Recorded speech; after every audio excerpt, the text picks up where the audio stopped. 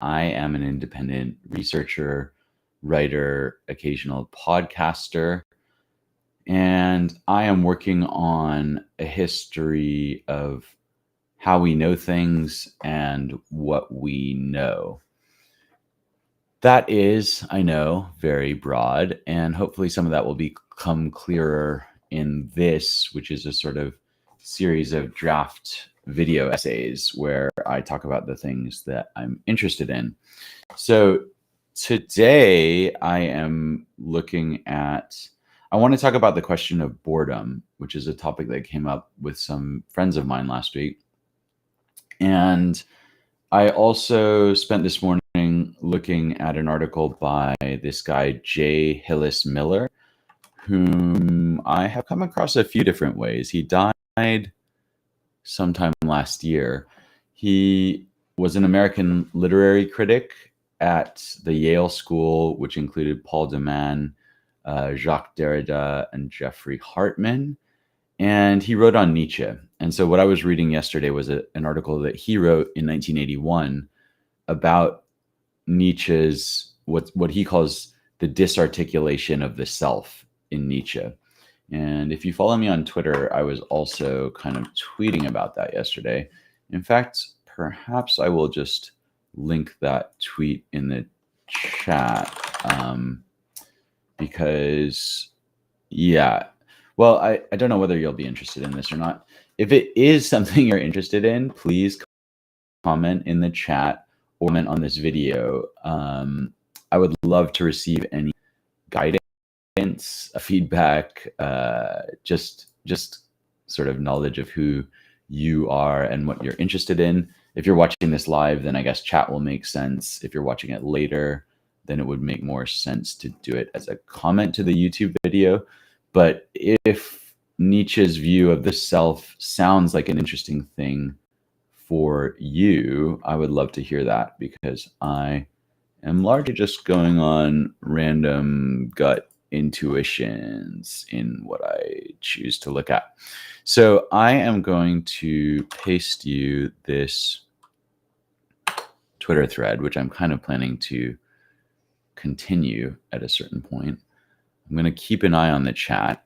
Let's see. I'm going to show you. How does this work? That's way too long for you to type in, isn't it? Okay. Let's just leave that in the chat. And I can, please comment, and I will try and include a link on there. As in, I'll try and put that into the show notes, is I guess what I mean. So, Hillis Miller, yeah, he was I came across him. How did I come across him? Sorry, I'm going to clack away and check. I don't really know if I'm going to show you the Zettelkasten that I'm looking at, or if I'm just going to talk. So Hillis Miller died. His name is Joseph Hillis Miller Jr., and he died February 2021. He was born in 1928. He wrote about 35 books. I think he was a pretty important person applying Derrida's technique, if you call it that, of deconstruction. And deconstruction is very controversial. I certainly did not like it when I encountered it in my literature courses at Princeton. I just didn't know what Derrida was up to. I don't think I had any kind of I really tried to avoid theory and criticism as much as I could, because I viewed those years as a way to get ideally closer to literature. If you're interested in my background and how I understand literature and philosophy, then you are at least potentially in luck. No, you are in luck, I would say, if you are interested in that, because there has been a podcast done on this exact topic. A friend of mine, Eyal, interviewed me, and I talked about how I see the connection between works of fiction and works of literature, fiction, novels, that kind of thing, and philosophy. And funnily enough, this morning there was one of the exact snippets of a podcast. I use this thing called Snipped, which I will also link if you are interested. And I'm going to link you the AL podcast at the end, since I assume most of you are not going to be watching live. But if you are, hello. Good to see people in the chat. Okay, disarticulation of the self. Okay, then I will spend a few more minutes talking about that. So how do I understand deconstruction now? There's an article, I think it was kind of hosted by Nigel Warburton of Philosophy Bites, and he talks about what deconstruction is. I think there's a new book about it. I will link that in the show notes as well. It's a little bit hard to link things live because I feel like it's going to be boring, but maybe what I'll do is I'll just collect a list of things to link you at the end, since I suppose you're probably not going to be clicking and reading a whole article while I'm talking anyway. Or I guess if later you can pause this and check it, but by that time you'll have show notes. So deconstruction is this way of kind of tracing things back to their origins, which is something that I'm very interested in doing. And was just talking about the other day about how Jessica Nordell, with whom I had a salon a few weeks ago on her new book, which is called The End of Bias. And that was actually also recorded on YouTube. So that is something that I will also link in case you're interested in seeing how that salon went, my discussion with her and I think 11 other people. I think it was 13 in total. And she's kind of applying this approach. So is Samuel Biagietti, I would say, of Historiansplaining podcast, another person I've talked to recently. And what is the approach? I haven't said much about that. I think fundamental to it is just the idea that any concept we have, as basic as it might seem, has its own history and its own origins in human culture. So just to take like literally everything. So even just to take history, it has a beginning. Some people say, I'm trying to remember, I always kind of get them confused, but I think, is it Thucydides writing about like the Peloponnesian War? And like, it's not that no one had written about the past before, because there was, these inscriptions on stela or whatever, like, people like to brag a lot about who they defeated and kind of give their version of the story. But the idea that you would kind of weave this narrative of what happened and the key players and how they all kind of, interacted and then led to this event, like, and I'm probably getting it wrong. I don't even know if it is Thucydides, but it's like you have this kind of birth of the idea of history, which is not a thing that existed all the time. So if you say, well, let's say other mammals don't have what we would consider history. I mean, of course, they do have an evolutionary history, but they don't have a thing where they say, here's the story of this event that we care about. But we do. Then one way or another, you're going to end up with the position that this concept of history had a birth in history, right? And in another, like, because there's this kind of underlying assumption that all human endeavors are conditioned by the culture that they grow up in. And so there's no kind of action independent of a culture. That also means that history has a basis in some specific group of people, at least. Sometimes maybe a single individual's mind, sometimes maybe just like a group of people vibing or whatever. But the overall idea is that people thought of this idea and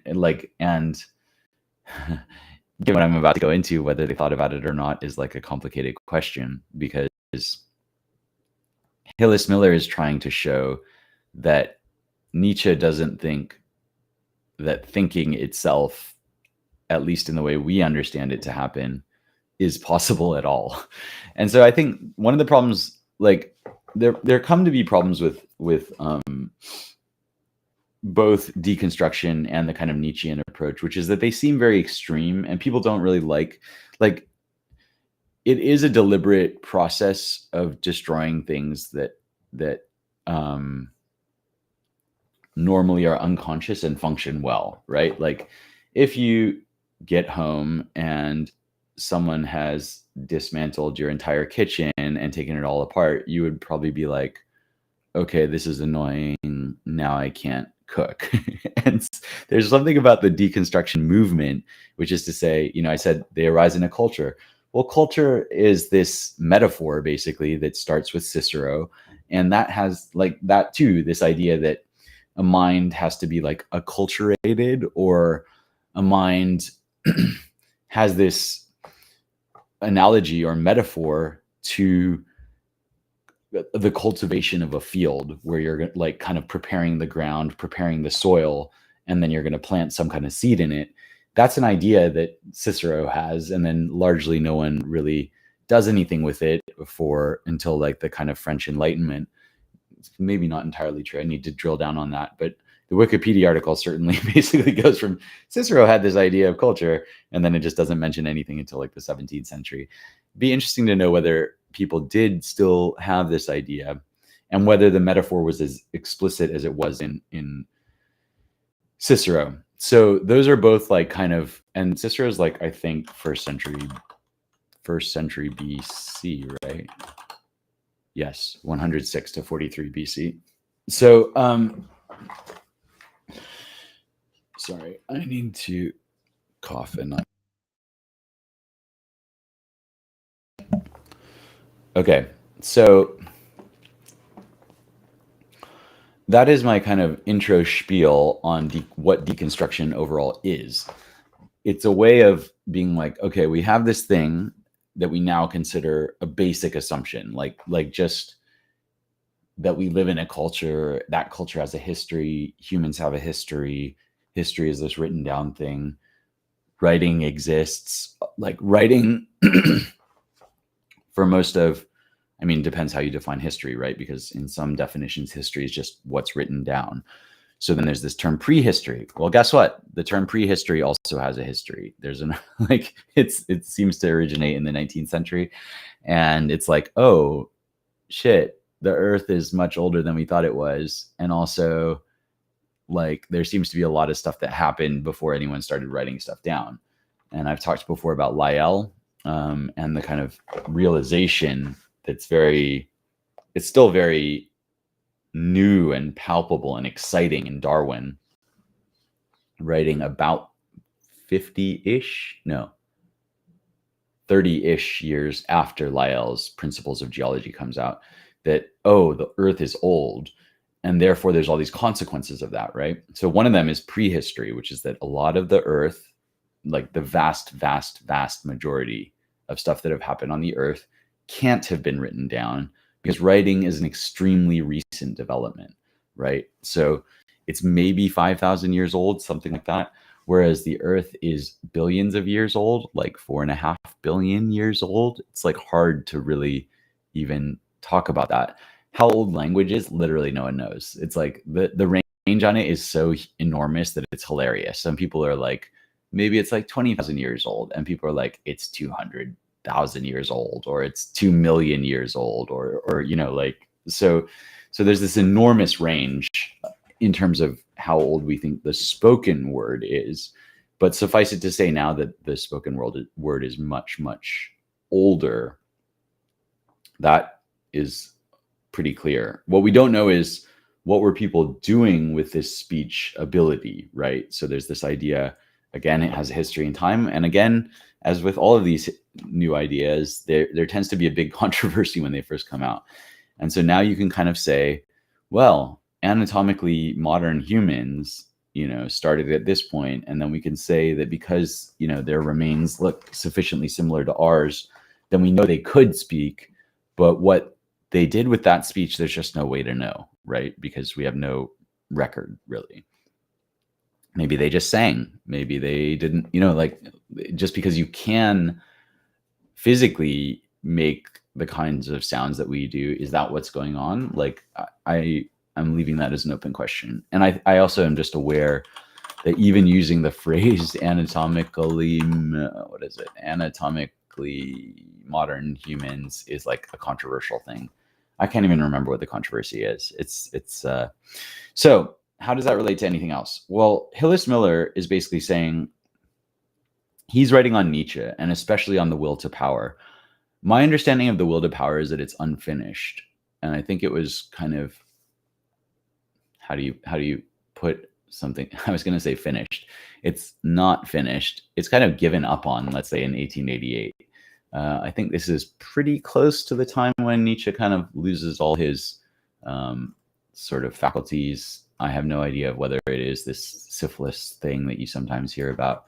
I know he convalesced and was not very useful after a certain point. But which means that he kind of, I think he died in 1900.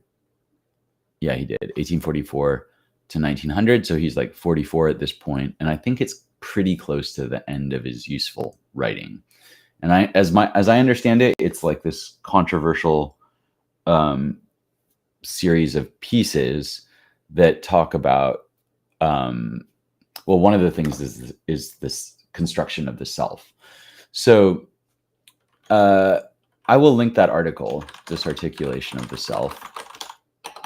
And what he's trying to do is basically show that, like, the idea that I have a self, I think thoughts, as in like I causally produce the thoughts that I think, that those thoughts like then sort of, I kept thinking about this mentalese thing, like the Fodor thing, and then they get translated into words and something like that.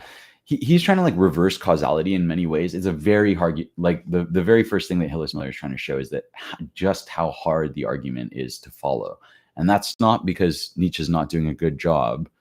It's because he's really attacking causality per se, like as a thing, and especially causality in thinking. And so the end result is that the kind of overall argument can't be a linear argument. It ends up being a circular argument that kind of unpicks different parts of this knot. One of the knots that he unpicks that may interest you, even if you are not interested in Nietzsche per se, or Nietzsche himself, then is this question of the inner and outer world. So Nietzsche kind of sees an equivalence between outer and inner. Is this world a dream? You know, the kind of Zhuangzi. Is Zhang, who is it? Zhangzhou dreamt he was a butterfly or something, or was he a butterfly dreaming he was a man? Great point. It's brought up many times in philosophy, including in Pascal, who I'm going to talk about today. But it's also like more than that. Nietzsche's like, so just to give you an example of what the kind of argument that Nietzsche is making is that perception itself, we have this illusion that, you know, I look out here and the outer world is coming in at me. So, you know, I see a camera on the desk, you see me talking at you, even though of course that's all, there's so many illusions going on here, right? Because I'm not in front of you, right? And all this kind of stuff. But like, even if I were in front of you and I were pointing at you and saying, you know, this is me, you know, saying something to you, we have this illusion that that comes in at us. And then like the perception conditions thoughts. Whereas he's kind of trying to reverse that, where it's like, no, even that, like what we see as external is also a projection. Now, if that sounds familiar, it's very similar to what Anil Seth is arguing. Like, I actually think it's really, really closely related. He's basically saying that what we see is not the causes of our senses, but we sense something and then we have to infer the causes. And then what we see as consciousness is that inference. So basically it's that kind of tracing back the steps. To give you like a more clear example of like how this would work in reality, like he gives an example that in a dream, let's say you're asleep on the couch, right? You're dreaming and a book falls. And then in the dream, a gun goes off because you hear the book hit the floor or whatever. And in the dream logic, you make sense of this, right? Like you after the fact of the sensation, you make this story about what has happened, but it seems simultaneous with the event itself, right? So, you know, a book hits the floor and then you're like, oh, gunshot. But like, there wasn't a gunshot, right? Like you actually just like, you had the sensory stimulus of some kind, which you have no access to in Nietzsche's telling. And then what you have access to is what enters consciousness. And what enters consciousness enters pretty much as a story. So, if I say, hey, or something like that, it's like you tell this story to your, like, it's not that there is no sense, right? It's that you have the impression that the sense that what I do causes your own understanding of what's going on. But in reality, it's almost the opposite way around, which is that something has happened and you have to infer the cause. And so then you make up what has just happened in order to make sense of your own senses. If that sounds really hard to understand, it's probably because I'm not explaining it well and maybe don't even understand it. But that, like, I can try and do better in the future, because the argument is really important in Nietzsche. And what's amazing is that Hillis Miller is writing this in 1981. This is predictive coding, basically. He is describing that, and it's deeply in Nietzsche as well, in The Will to Power. How did I get interested in disarticulation of the self? Ken Gemes, I don't know how to say his name. It's Gemes. Wrote another article about postmodernism's use and abuse of Nietzsche. That's a joke, because Nietzsche wrote an essay basically called On the Uses and Abuses of History. Now, I can't get into postmodernism now, but people like Hillis Miller and Derrida would be kind of assumed by some, and I don't know enough about any of these guys to make any, and I really don't want to go into dogmatic claims anyway, but I'll give you my overall impression, which is that people like these deconstructionists in the 20th century, and Nietzsche is really one of these guys as well. He's kind of like the progenitor of this way of thinking about things. And I would say that, it's unsurprising that Hillis Miller is looking at Nietzsche. I'm sure Derrida is as well. My impression is that one problem people have, and I know I'm being super vague here, but one problem people have with postmodernism or post-structuralism or these different things, which I can't go into the definitions of what those things are. The problem they have is that it seems to unpick all these different parts of the knot and then just leave you with a mess, right? Which is to basically say, I'm going to take apart your kitchen and now you can't cook, which is that's just inherently annoying, right? And it's seems to be dangerous in some way. It's well, what if we can't put the kitchen back together? Now, Nietzsche is, I think, kind of saying he's got this idea of this open sea. It is dangerous, right? If you set out into the open sea on a vessel that hasn't been tested for it or whatever, and this kind of goes back to Neurath's thing about philosophy as a ship that is constantly constructed while you're at sea, and it's something like that. I think that's Neurath. I won't look it up. It's one of those logical positivist type guys. So Nietzsche sees it as both incredibly liberating, but also dangerous, of course, because you can totally be lost at sea. And I think most people's assumption is that most people who we think of as postmodern or whatever end up lost at sea, which is to say they realize that culture has a history, that every idea is embedded in a culture. It kind of can't be separated from it. Those cultures are historically contingent, right? There's no reason that, maybe you want to tell some kind of social Darwinist tale about why certain groups of people have succeeded.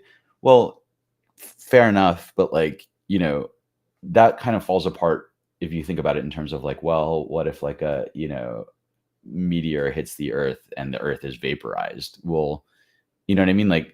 Anything could happen, right? Like people could be wiped out for any reason, and then you would have to tell a different story if there are storytellers around left to tell one of these stories. So the hard thing, I think what the deconstructionists do is they maintain this very high level of uncertainty by kind of going back and doing this etymological unpicking. Heidegger is kind of like this too. And one possibility, the kind of easy reading, it's the easy reading of Darwin. The easy reading of Darwin is, well, it's all just competition, because you got 10 pages into The Origin of Species and he's talking a lot about how many things die. if you get all the way through the origin of species, you will not come to that conclusion, or it's much harder to. This is like, he wants to show the true randomness that's required for diversification of species, but that is actually not based on zero-sum competition necessarily, and people get very different readings if you read far enough into Darwin.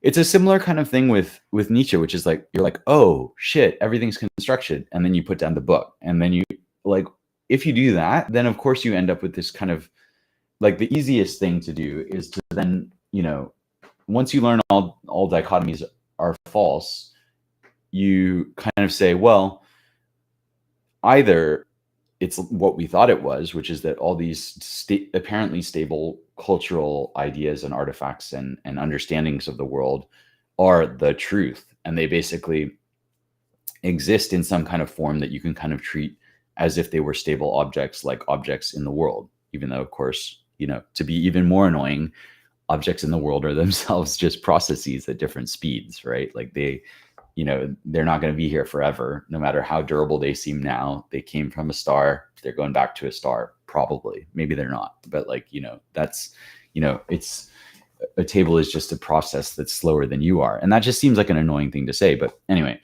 like, this is what it is at the heart somehow of what deconstruction is. And so the problem is that once you point out the historicity of something, basically saying, look, this has a culturally contingent, historically contingent birth, people are like, oh, well, then it's all just nonsense. It's all, like as if having a history makes something meaningless, which is not true, right? Like, you are a person who has, I'm sure, a meaningful life and meaningful relationships and all this other stuff. And you also have a history, and those things are not in conflict. Just because your birth is contingent, which it is, right? I think you will agree, doesn't prevent meaning from arising. And it doesn't discredit you in a certain sense, just the fact that your own existence is contingent, right? So you have to kind of get through this desire to collapse from either everything has an objective kind of truth, or it's all just relativism and you can make up whatever you want. It could be neither of those. It could be that everything has a history and it's very complicated and annoying to deal with, but it can be useful, right? And this, so you kind of end up in a position that's more like a history of technology or something like that than a history of whatever, mathematics or something like that. So I really spent a long time on disarticulation of the self, and I haven't even really said, like, I've said a lot, but I don't know if I've actually been helpful in any way. So that is what I was looking at this morning. I will come back to that as a topic either next week or maybe even sooner. But today, my original idea was to talk a little bit about boredom. And this came up because last week we were talking about, not on this stream, but just some friends and I in France were talking about, okay, there's sort of two views of emotion within, like what is emotion and how does it develop? One of them is in Darwin, and I'm not going to do a great job of this kind of history because it's not something I've gone deeply into, but there's kind of two positions, right? There's the kind of, and I'm wondering if I should look this up, Darwinian stuff that comes out of, I believe it's Descent of Man, 1872, which I have not read, although it's over on my shelf and I really feel like I should read it sometime soon. And so that's basically saying, look, other mammals also have emotions and they arise like humans have those, but just maybe more articulated or something like that. But there are these basic emotions, like something like anger, and other animals have it, humans have it. Therefore, it's this basic category that just exists somehow genetically or whatever. I mean, I don't know how you could. Yeah, I think the way you could show this is with very young infants or with animals in the absence of other animals, I guess. I'm still really interested in animal culture. Like, I feel like there are things Like, I know that birds who are genetically identical will, in different places, even if both, let's say, two different types of like twig or whatever are available, there seem to be like cultural differences between what birds do, and it seems to be a learned thing. Like, so, but that's kind of aside from the point. The point is more like, let's say, dogs get angry, we get angry. That seems to be a basic category. Now, there's a lot of like other emotions that it might be like harder to argue that humans have. Sorry, might also be possible to argue that certain humans don't have certain emotions. What I meant was there's certain like emotions that seem more complex or whatever that dogs don't seem to have. And I'm talking as someone that has very little knowledge of animals and maybe not even that much knowledge of humans besides my own weird brain. So I don't know if I should be making generalizations. But the other view, which you may have heard people more recently, like Lisa Feldman Barrett, making, are the idea. It's basically this idea that emotions are culturally constructed, right? And so that already we're kind of coming back to this deconstruction issue, which is like, are these things basic? Do they exist in some kind of physiological sense, or in some sense that we think is like legitimate and categorical and somehow durable, stands the test of time, maybe not that malleable?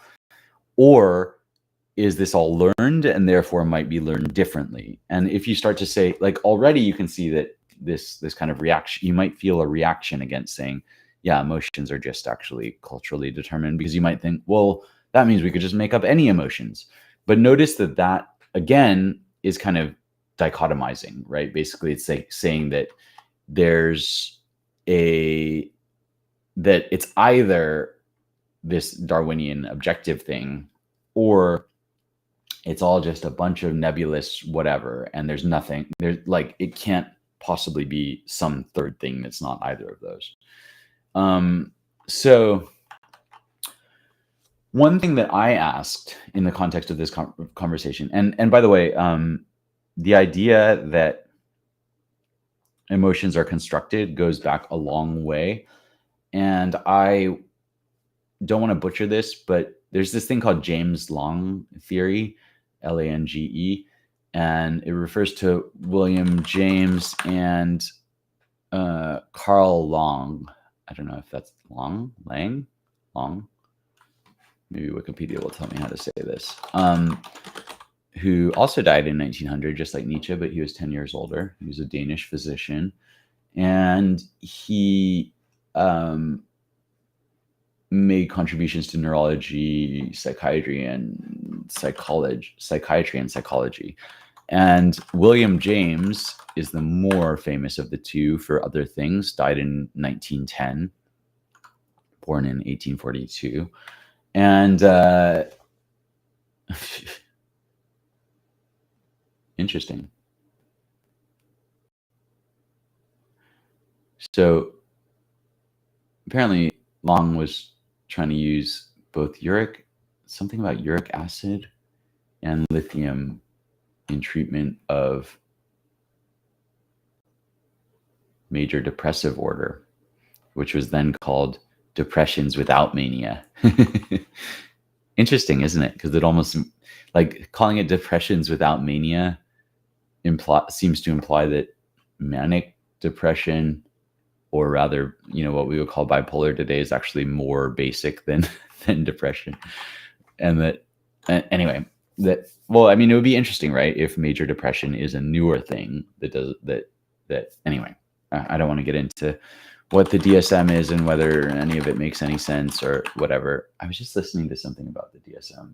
Anyway, let's not get into that. So my understanding of James Lange theory, which is not great, but is something like, we have this impression that, and again, it relates to Nietzsche's disarticulation of the self. I have this impression that you said something to me that made me angry, and then because I'm angry, my body gets, like, my heart rate goes up. James Lange theory, as I understand it, and apparently John Dewey also had an idea similar to this, possibly before either James or Long. Dewey is another American pragmatist philosopher who's contemporary with William James. I think he's younger, though. So it's kind of weird that he came up with 1859 to 1952. That is a long life, isn't it? At first I was like, is that even possible to be alive? Yes, that is possible to be alive. It's just a long one. So, so I suppose it is possible that, because the theory kind of comes about in 1884. In my head, Dewey, who is the same guy that you may know from the Dewey Decimal System, is kind of like a 20th century guy. But in fact, he was 25 years old in 1884, which is like crazy. But yeah, there you go. Some people live a long time and see a lot of change in their life. Think about that. If you died in 1952, you would have seen a lot of stuff change in that time, wouldn't you? I suppose, like everyone says, the 60s even more.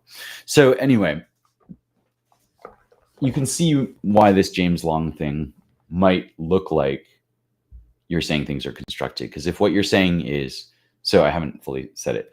So your impression is that I say something, you get angry, then you react, then your body reacts, and you get a fight or flight response or something. What James Long theory is saying is there's some kind of stimulus, and then your body reacts. So like basically my heart rate goes up, all these physiological changes happen.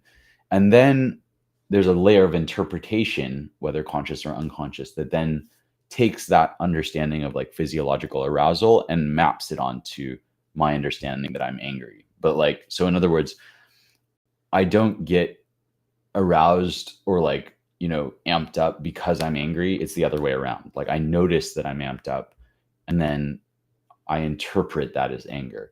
Now that may seem like it's a lot of time work, and that, well, obviously not, because they both happen simultaneously. But yes, like it may happen unconsciously and super, super rapidly, but it's still happening. And if that's happening, like if there's this layer of interpretation, even if it's very fast or very unconscious or whatever, then the understanding would be that there's at least the possibility that you could learn or alter your own response to that physiological arousal, right? So if it's just that these, like anger is a basic category, it's an if this then that doesn't involve any kind of cognitive function. Of course, everything involves cognitive function, but you know what I mean? Like it doesn't involve any kind of learned behavior, then it might just be a kind of basic category. So one thing I wanted to know in this discussion is the question of, I know this has been a very roundabout way of getting to it. What about boredom? Because someone whose name I will tell you in a second, her name is Patricia Myers Spacks, born in 1929, possibly still alive today, which would, if she is alive today, would make her the same age as John Dewey was when he died. Let's see if she is still alive. Patricia Myers Spacks is 1929, an American literary scholar, so she is still alive. And she specializes in 18th century English literature and also writes cultural criticism on varied subjects such as boredom, gossip, and feminism. With remarkable breadth of reference, Spacks has written more extensively than any other feminist critic on 18th and 19th century English literature. And she's writing in, let's see, Rollins, Yale, again, which is kind of interesting. So she got a master's, she got a BA from Rollins, master's from Yale, and PhD from the University of California in 1955. Did they not divide up the University of California in that time? I don't know. Anyway, it just says the University of California. So,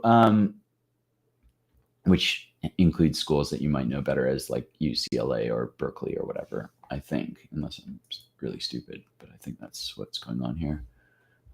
Yeah, Berkeley, Davis, Irvine, all that kind of stuff. Okay, so Spacks wrote a book in 1995, which I have not read, and it's called Boredom, the literary history of a state of mind.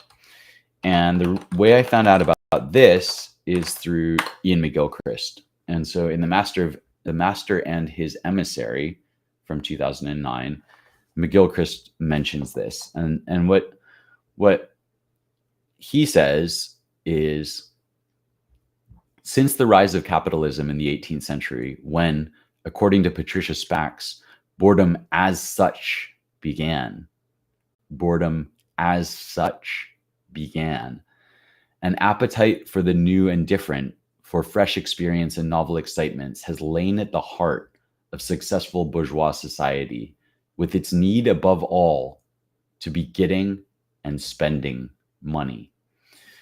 Now, a hot take, right? Boredom is an invention of capitalism. Like, really? I mean, like, I love it on the one hand, but like, how would you think about this? And I think what she's doing is she's a literary critic, right? So she's mainly going to be using literary sources to talk about when the English start writing the word boredom. I mean, this would probably be a good time to be like, what is the etymology of boredom? Let's just do that live. Come on. I think this is interesting. So boredom, 1845, quite late as a term. State of being bored, from bore plus, guess, wait for it, dumb. It has been employed in a sense, bores as a class, 1849, and the practice of being a bore, 1840. So you've got this already a noun called a bore. That's a person who is boring, I guess. And what's funny is like boredom, and this relates to Biaggetti's thing on Judaism, boredom as a term doesn't mean the state of being bored, or at least in its inceptions, it can mean that. It can mean, okay, I suffer from boredom. One meaning of that is I am in the state of being bored. The other use of this word is bores as a class. So you could say something like, God, it's hard to use that way, isn't it? The writing of boredom. What does that mean? Well, it doesn't make that much sense in the way that we tend to use boredom. But what I guess it would mean in 1849 is the writing of a group of people who are boring, basically. So the practice of being a bore is also, so you can see how late this is. I mean, we don't even have, the word boredom doesn't even come about until 1845, but the word bore does, right? So bore, in terms of making a whole, early 14th century. It's an interesting question. So it's from a, so Old Norse bora, Swedish bora, Old High German boron, interesting. Middle Dutch boren, German boren. Oh, interesting.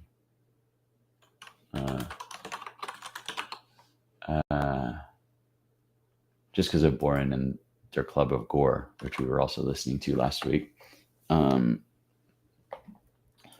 Maybe I will paste this etymology of boredom in case you're interested. Okay, so bore as a noun can either mean the instrument for making holes, or it can mean a hole made by the instrument from the early 14th century. Meaning a cylindrical hole, 1570s. And so then this is where bore in a rifle comes from. The interior tube in a rifle comes from that same bore. Now, this all sounds very remote from what we now understand as I'm bored, or this is boring, or boredom is a plague, or boredom was a terrible part of the pandemic, or something like that. So where does that come about? 1778. doesn't seem all that long ago, does it? There's a slightly early one, 1776. And also, just to check these, we can go on. Right, what I'm looking at is Edom Online, which is great. but it's also not the OED. The OED is, of course, not itself the source of all truth, but it's hard not to love the OED. At least for me, it certainly is. So 1776, state of boredom. So a bore, like, so interestingly, we said state of boredom is one sense that comes about in the 1840s. That was, you could, instead of saying boredom, you could also say bore, I guess. So like we say a bore, it's a bore now. He's a bore. A person is boring. It's a bore. The book is boring. But you could also say just bore as boredom, apparently in 1766. The idea of he is a bore, that's 1812. And it's usually understood to be an extension of bore, which is to persistently move forward, to slowly and persistently move forward. So like a drilling kind of notion, which is like a boring tool. But the OED has doubts about this, which is great. I love that Adam Online is like, but OED has doubts. As if the OED is a thing that doubts other things.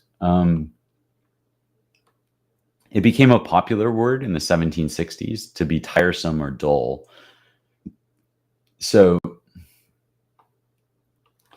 far, Patricia Spax seems to maybe be right, which is like, okay, maybe it is a kind of 18th century thing.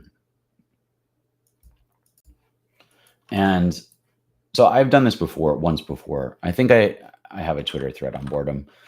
So we can link to that.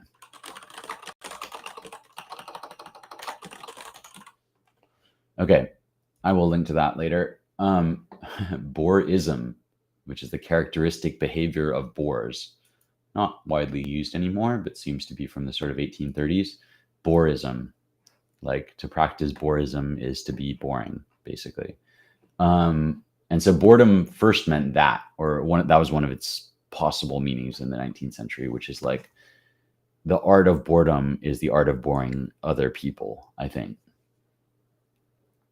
Now, so what is the earliest on? So earliest use of boredom that's on it's actually later than what's on Edam Online, so we're not going to go through this. The state of being bored, tedium, ennui. Okay, so now let's look up bore as a, I mean, I guess it must be as a verb before it's a noun, but let's figure that out. Okay, so, oh yeah, all this bearing stuff. That's not what we want. To like bore a child, but that's not it, is it? In fact, I think I'm on the wrong page. Yes, this is the other kind of bore. Is this related etymologically? No, it's cognate with Old Frisian bera, which is different from bora. So bore, that's just the past. Like it's just a coincidence that other bore comes to have a similar form as this form of bore. And I hope I'm not boring you to death with all this saying bore and over and over and over again. And to be doing this live is kind of annoying, I guess, as well.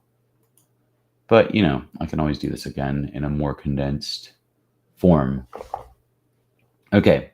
Bore, noun, the malady of ennui, supposed to be specifically French, as the spleen was supposed to be English, a fit of ennui or sulks, a dull time. So this seems to kick off in 1866 quite intensively, as in there's nothing before that. And there's 3 citations of 1766. And let's see how many of them are about French people. Half of them are about the French. Now, I said only half jokingly, this is because France is more boring than England.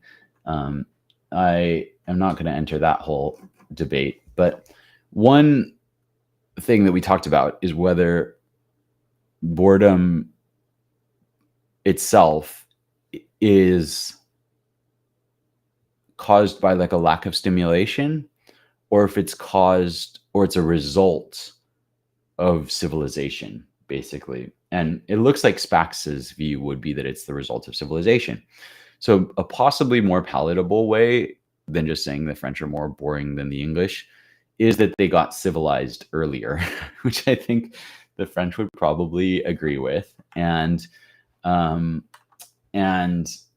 they live in a more built environment from earlier on.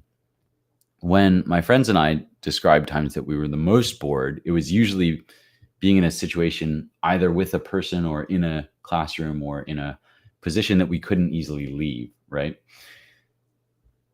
We agreed, at least, and this is obviously a small number of samples, but we agreed that it's quite hard to be bored in nature. Like, it's like if you're sitting in a house and you're like on Twitter or whatever, it doesn't seem interesting to like go and sit in the park. And of course, park is also a built environment. You're not truly going out into the moors or whatever. But like when you know what I mean? Like, it might seem like it's boring to go hiking or something, but like, I'm not saying no one could ever be bored on a hike, but it does feel like in order to be bored on a hike, you have to have like a special very high level of stimulation, mostly in your life. You know, like let's say if you're bored by not having your phone, that's kind of different from just like, you know, because you're so used to this very, very high level of stimulation. You would say, well, that's kind of a result of civilization itself, right? Now, all of this kind of me saying bored 10 million times and to weary by tedious conversation, 1768. So basically, there's this big explosion of different ways of using the word boredom, apparently in the 1760s, maybe again in like the 1830s in different ways. But there's not much use of it before then. So they say it's French, and we still have this other word that you may recognize as related, which is ennui. It relates to the word annoy, which I was surprised to learn. And it comes into English in 1667. And like what someone says, actually, they're not really even translating it. They're saying 1667, J. Evelyn says in his mem, I don't know what that is. Should we look it up? It's just letters, it looks like. 1667, we have hardly any words that do fully express the French naivete, ennui, bizarre, etc. So in other words, he's calling out the fact that the word naivete, I never know how to say it, naivety. Like there's all these ways to write it too. You can like put these dots and dash, accents on it. And on the OED, it just says naivete. No, nothing fancier than that. So naivete, ennui, and bizarre. And I think it's fair to say all of those have entered the English language, maybe partly through his calling this out. And so let's see, George Barclay. Oh, sorry, I've got a comment, which I've just seen. Or the French had more interest in naming more nuanced mental states earlier than others. I don't know what IOW means.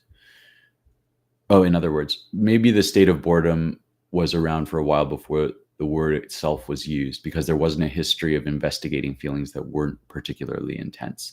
Yeah, it's a great point. And you could see people like Descartes as doing that kind of incredibly intense introspection that might lead you to pick up on things like boredom. So I guess and this also relates to the thing in Nietzsche, which is that Nietzsche thinks we can't understand, like what it means to understand something is to kind of put a label to it. So that doesn't mean that we can't have the physiological experience that would be called boredom, but like that will later come to be called boredom. Maybe everyone always had this for all of time, but you could argue like to what degree, because one of the discussions was, I bet if we look into Cicero or, like there might be idleness or another word or something like that. And I'm saying like, yeah, but like, what if writing itself is a sign, of a high level of civilization that allows you to be bored because you kind of have these basic needs taken care of or something like that. You know what I mean? Like like, I don't want to say, okay, life was always terrible, in the state of nature. That's a whole other thing that we can get into sometime. But like, if most of your day is spent either pursuing short-term goals with shared purpose with other people around you and in constant conversation with them, most Europeans, like people who bothered to write down anything about the people they were encountering in Australia or in Latin America or in the Americas or whatever, they're always like, oh, these guys talk constantly. Basically, these people talk constantly, and they just like hang out a lot. And both of these things bothered Europeans. So one interesting or one possible argument is, yeah, boredom requires like time alone. Like, yes, of course, people can be boring. Even groups of people can be boring. Big groups of people can be boring.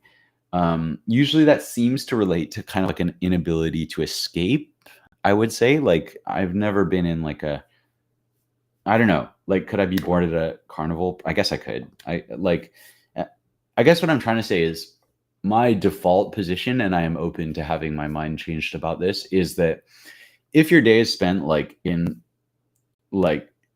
with shared purpose, meeting relatively short-term goals and maybe doing some other prep that meets long-term goals with other people in conversation, and that is spent mostly not in a built environment, but in like, there's no just natural, there's no state of nature that humans haven't interfered with it. There's evidence that, even if we're talking about 10,000 or even 50,000 years ago, humans as animals have shaped the environment massively since, in that time, like long before that time. And so, and all animals, shape their environments as well. So I don't know, maybe that's an exaggeration, but you know what I mean? So like, I'm not trying to say, oh, well, when everything's natural, because it's like this dichotomy between nature and built, and we now live in built, and there was this former time that was natural. Like, it's not that assertion. The assertion is just that if you kind of like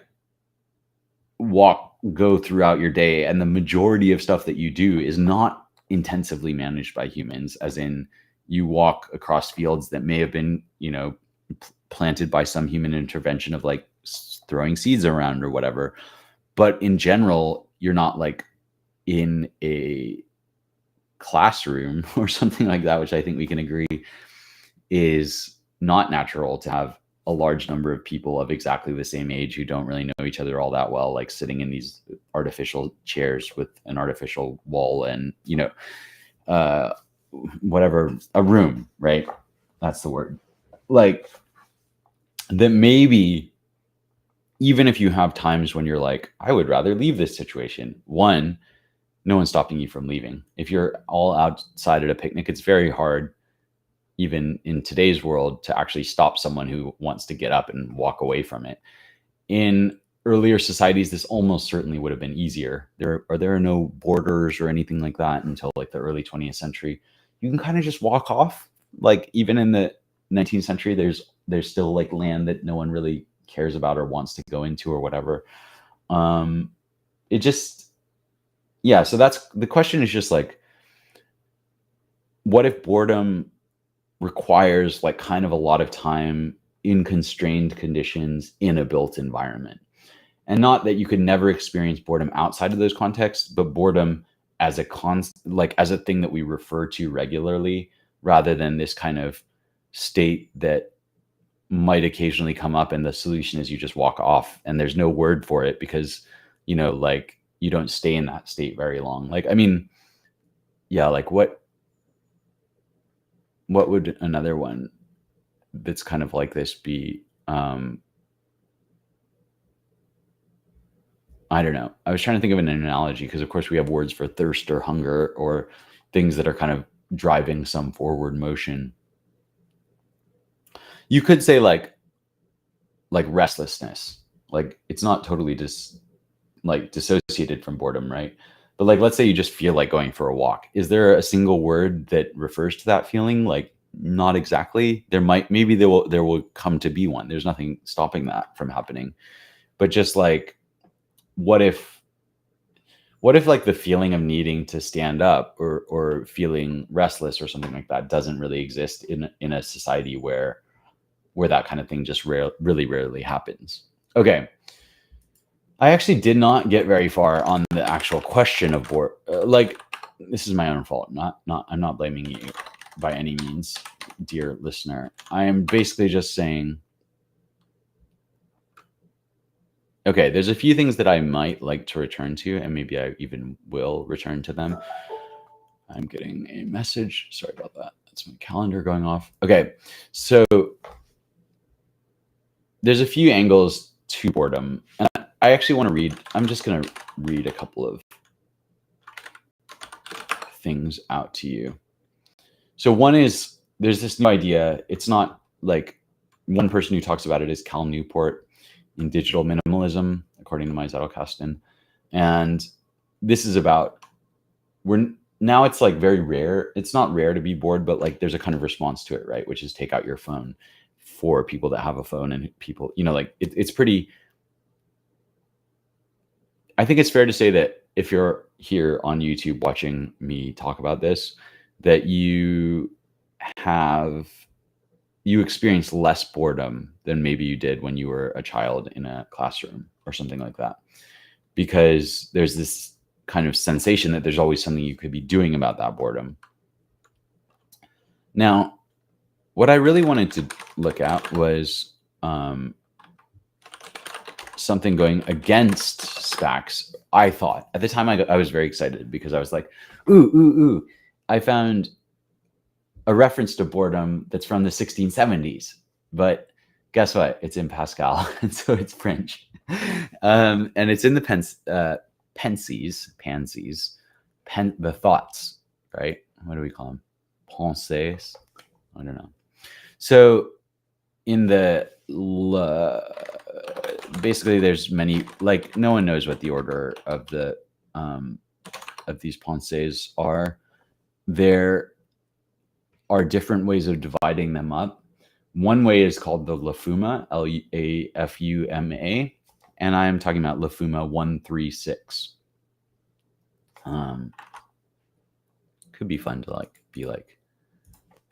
to type this. Pascal Pensées Lafuma 136. And then can I show it? Okay. I just find it amusing whenever I do that for some reason. Okay. So what does he say? All our life passes in this way. We seek rest by struggling against certain obstacles. And once they are overcome, rest proves intolerable because of the boredom it produces. Away from it and crave excitement. We think either of present or of threatened miseries. And even if we felt quite safe on every side, boredom on its own account would not fail to emerge from the depths of our hearts where it is naturally rooted and poison our whole mind. So interesting, right? Because he's basically saying boredom is a huge part of life. Schopenhauer says this too, but he's writing in the 19th century when it's like much clearer that people are very bored. Now, Pascal's referring to it in such a way that you're like, yeah, okay, clearly everyone is bored. And he's saying that it's naturally rooted in the mind, and poison, the depth is naturally rooted in the depths of our hearts, and it will come up no matter what's going on to poison our mind. Is that true? I mean, like, that's the open question. I mean, like, what I would love to do is verify what a friend of mine was arguing, which is like, I'm sure if we read Cicero or we read the Sumerians, they would have references to boredom, just in a different way. Is that, I just don't know. I don't know. And this is like an example of deconstruction in action, right? Which is like, we have this concept of boredom. Where does it come from? It comes from, we think it's natural. Pascal certainly thinks it's natural. But if it's natural, then why is there no reference to it before the 18th century? And there might be reasons that it is a natural thing. Like we could say also that, the default mode network in the brain is natural. And then we could say, well, why does no one refer to it before, the last 30 years or whatever it is? Like it might be longer.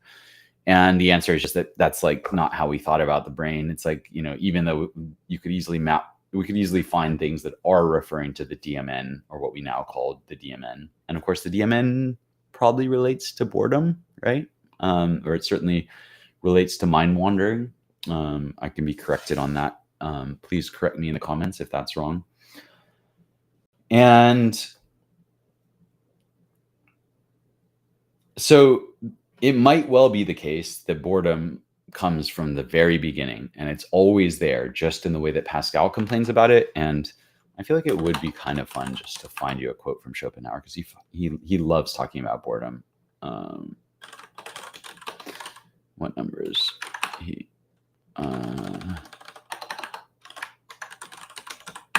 Let's just open the essays and aphorisms and search for boredom.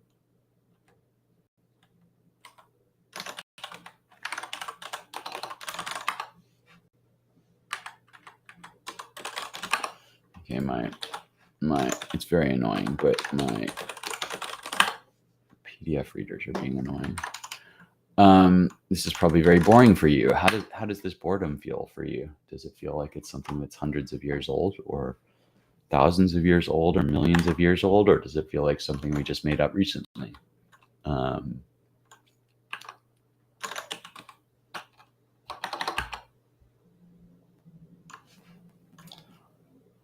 I am going to persist, and you are going to be bored, and I'm not going to entertain you. I'm just going to sit here and you can be bored until I find what I'm looking for.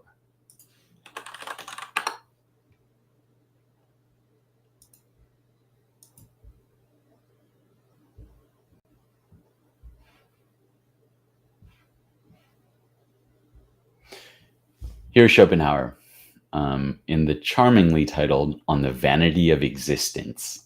He's just so.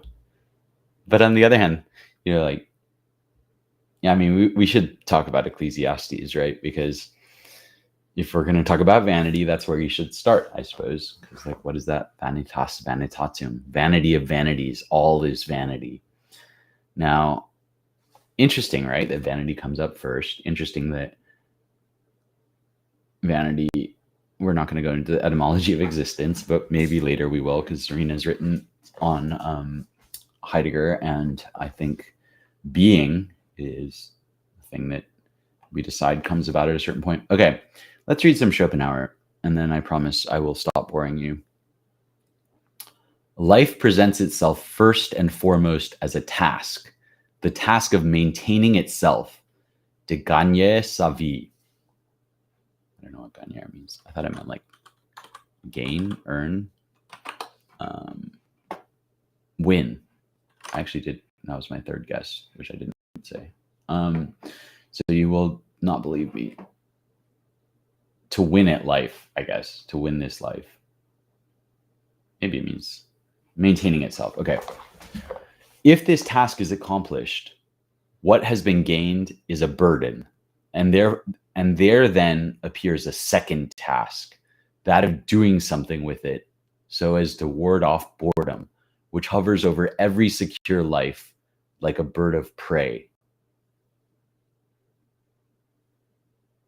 So as to ward off boredom, which hovers over every secure life like a bird of prey.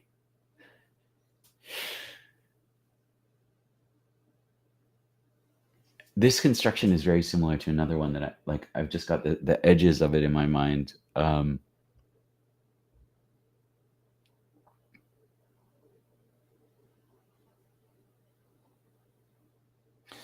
I think it's someone who says haunts.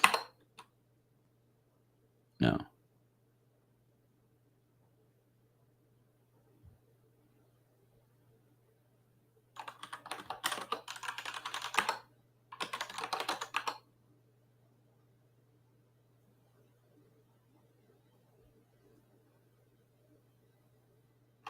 I kind of think it is Pascal, but let's just ignore that. Okay. Okay. Sorry to bore you. Okay. I'll make a note to myself to figure out where this construction comes from, and then I'll tell you next time in an excited way when it comes to me in the night.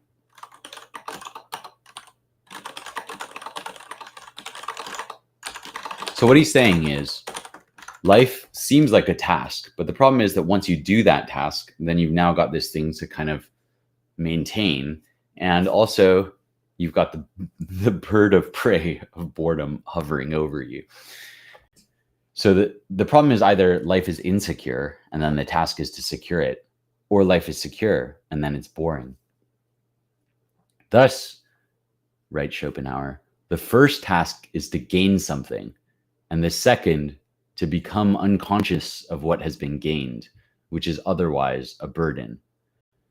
That human life must be some kind of mistake is sufficiently proved by the simple observation that man is a compound of needs which are hard to satisfy, that their satisfaction achieves nothing but a painless condition in which he is only given over to boredom, and that boredom is a direct proof that existence is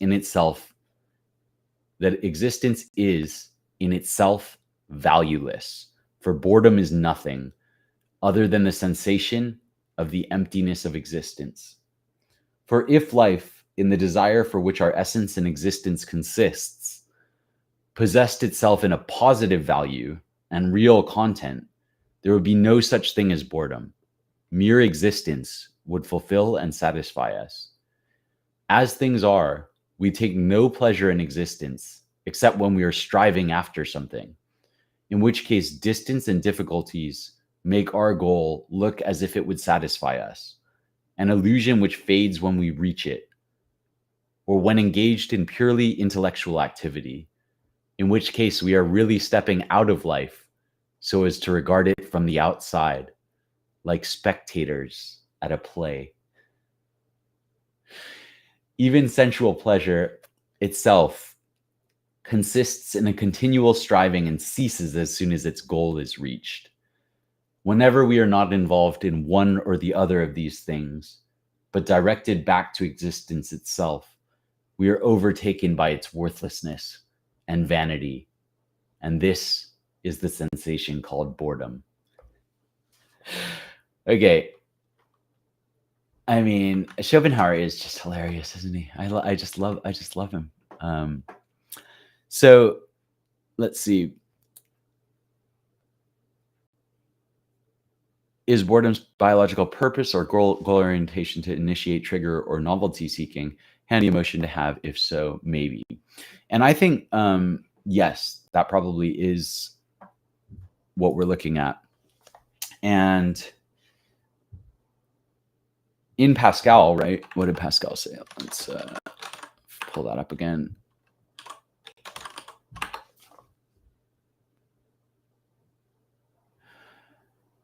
All our life, and it sounds like Schopenhauer was reading this, right? All our life passes in this way. We seek rest by struggling against certain obstacles. And once they are overcome, rest proves intolerable because of the boredom it produces. We must get away from it and crave excitement. We think either of present or of threatened miseries.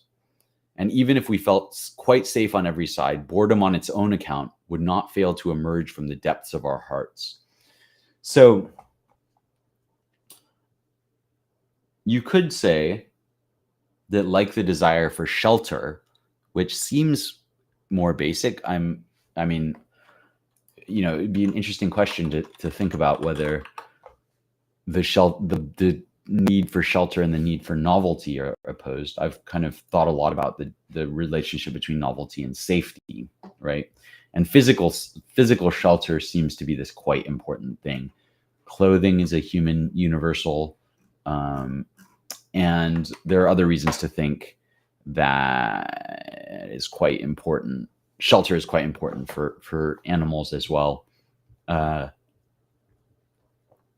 So one possibility is that boredom is like the flip side of shelter. Boredom is the flip side for the need for safety, right? So you need the need for a feeling of safety or security leads you to shelter or leads you to kind of fortify things. It's very clear that humans do this. We put boxes inside of boxes inside of boxes.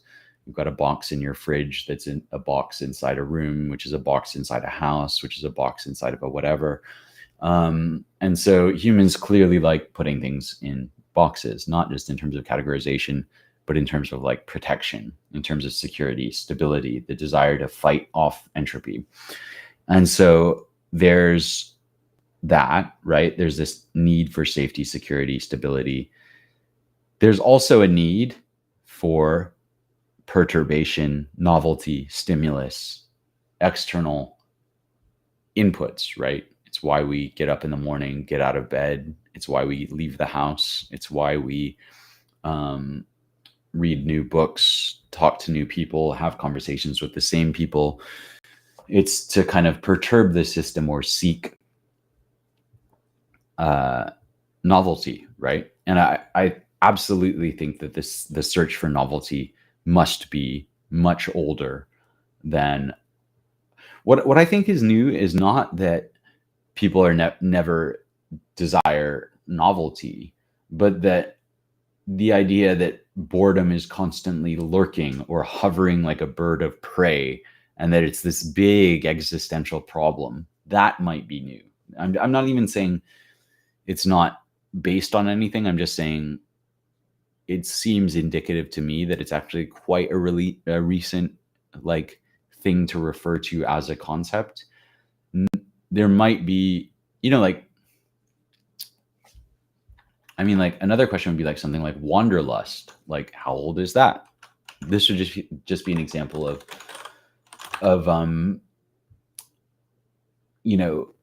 a question like that. I mean, lust itself, like what is going on with that? What is the etymology? Where does it come about? It's probably quite old, right? As pleasure or delight, which you might see as the kind of opposite of boredom, maybe, kind of confusing question, comes from, it's at least as old as 888 AD, so like 1,000 years older than boredom. He's actually referring to, in this, it's Alfred translating Boethius's Consolation of Philosophy, and thus says he, "Se lust var hest good." Wow, I can actually read that, even though it's from the 9th century. So it basically means that said he. I mean, I have studied Old English, but not for many, many, many years. That said he here being Epicurus, that lust, in this case, that pleasure was the highest good. It's not very hard. It's not like it's impression. It's not like I'm being impressive that way. Epicurus, let's just look him up. I'm going to say like 325 BC-ish. 341 to 270. So not terrible BC.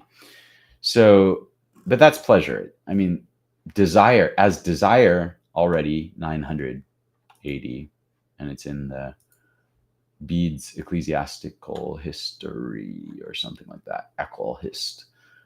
Mid unges vensedliche luste heafenachliche god. Nope, that's some Old English that I don't think I can read.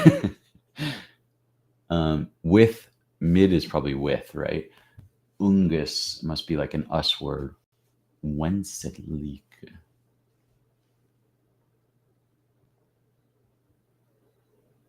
Okay, I'm not going to try and do more Old English. I'm sure it's also something about the good. I think it may be happiness or something like that.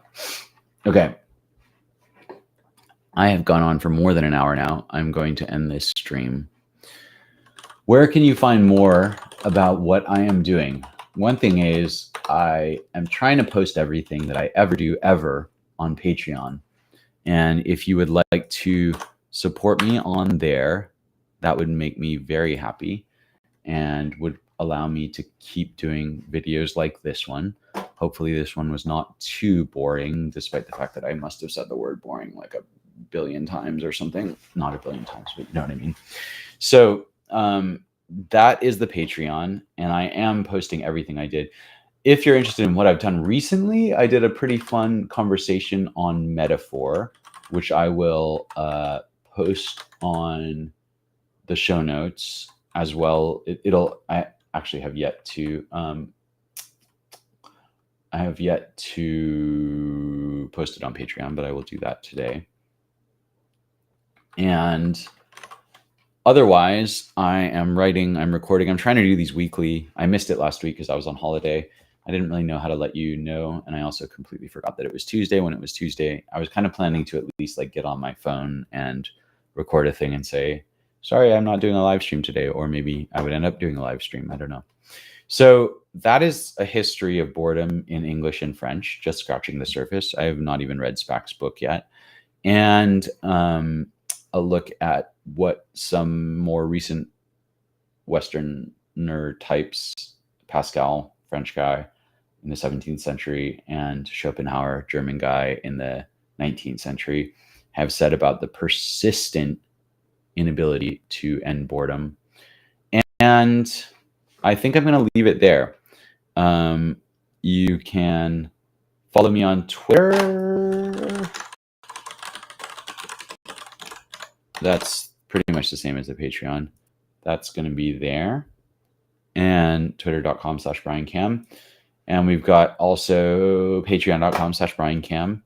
And if you would like to talk more, I would love to hear from you in the comments. It would make me very happy if you would like or subscribe or those kind of things to this channel. I always wondered why people say that, but it's because you don't really get a whole lot of indication that anyone is watching this.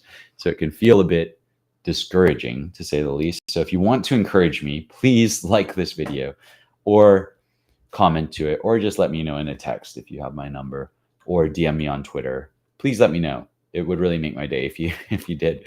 So I hope you're doing well, and hope to hear from you soon. I will also be doing some live streams. Like, this is a live stream, of course. This is fully live and totally unscripted, as you can probably tell. And I'm going to be doing some conversations with other people. So just as I said, if you want to do those kind of conversations, please reach out. I would love to talk to you about anything you are interested in. And so with that, I'm going to say goodbye for the day, and I hope to hear from you soon. Have a good day.